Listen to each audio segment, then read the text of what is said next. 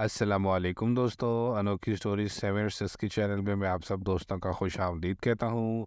आज मैं आपके पेश खिदमत एक और कहानी पेश करने जा रहा हूँ जिसका नाम है वफ़ादारी का सिला।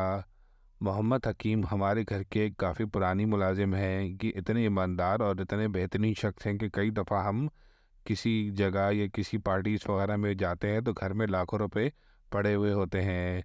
कभी ना हमारे पैसों को नुकसान पहुंचता है, ना ही हमारे घर को नुकसान पहुंचता है, और किसी किस्म का कोई माल चोरी भी नहीं होता।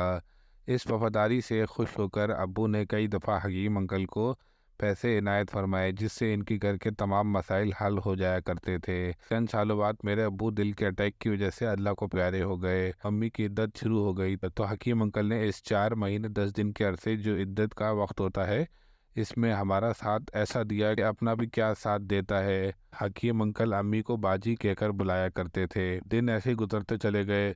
मैं और मेरी बहन बड़े हो गए, हम दोनों डॉक्टर बन गए। हम दोनों बहन भाई डॉक्टरी के पेशे में इतने मशहूर हो गए थे कि अमेरिका से एक जॉब ऑफ़र हम दोनों बहन भाइयों के लिए आ गया।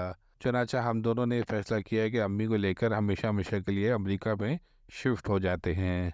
जाते जाते अम्मी ने पाकिस्तान का ये घर और चंद लाख रुपए हकीम अंकल को इतने सालों की वफादारी के सिले के तौर पर तोहफे में दे दिया। साथ साथ अपने खर्चे पर उम्रा भी करवाया। इसके 2 हफ्ते के बाद हम तीनों हकीम अंकल को खुदा हाफिज कह के हमेशा हमेशा के लिए अमेरिका में शिफ्ट हो गए।